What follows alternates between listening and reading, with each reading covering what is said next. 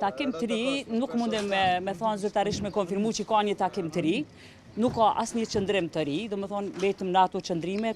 nisma e konsideron që kuvendit të Kosovës në këto momente i duhet figura Zotit Limaj, një figurë cila kishë sjell konsenzus, sepse mendojmë që kryetari i kuvendit është një udhëheqje e cila ka nevojë që të sjellë një farë konsenzusi edhe në mes të deputetëve edhe për procese që e presin Kosovën. Pra jemi në ato qëndrime,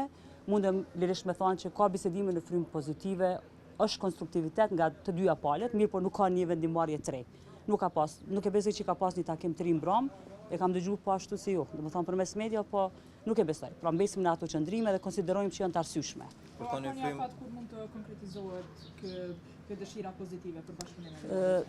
Afat, sinqerisht nuk mund me thonë që ka afat, janë procese demokratike, po mendoj që janë normale, do me thonë për çdo shtet që kur fillohen këto, e mira është që ka një vullnet, do me thonë që dilet nga ky ngërç, edhe vullnetin e parë si lider politik në Kosovë, nga faktori politik shqiptar, është Zoti Limaj që e ka tregu, që mos ta lënë vendin në ngërç. Pra ky është pozicioni, nuk ka pas kërkesa, nuk ka kërkesa për pjesëmarrjen në ekzekutiv, por kjo është, mendoj, një kërkesë e arsyeshme me qenë në kryet kuvendit një njeri i cili i ka sjell, ka luftu për vendin, për shlirimin e vendit, ka pas vendimarrje shumë të vështira në ekzekutiv në të kaluarën, vendimarrje pozitive, po ashtu një si figurë që është figurë që sjell unitet ndër njerëz dhe duket që edhe në kuvend, edhe tek deputet nuk është një fytyrë apo një udhëheqës i cili kishte sjell kundërshti, po besoj që sjell pozitivitet edhe konsenzus edhe për talë, për vendimarrje të reja që do të priten, sigurisht do të ketë procese të vështira. Kur thoni ka frymë pozitive në këto takime, a është do Zoti Kurti duke në pojza lëshu për pozitën e kryetarit të kuvendit, me qenë se ka qenë një prej kërkesave Nuk e mendojnë në atë kontekst, po besoj që duke që ekziston një frymë respekti në mesin e deputetëve brenda kuvendit të gjitha grupeve,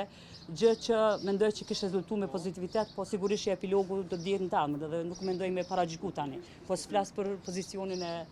subjektit të VV-s, po mendoj që pozicioni jonë është i njëjti, është i tillë, ka vullnet politik. Do të pyesim sot me patjetër pasi që është i rakor që vjen në kuvend duke marrë rrugën e deputetit. Në mendimin e juaj, në vlerësimin e juaj, a meritoni jo për deputetët e tjerë këtë rrugën e parë në parlament?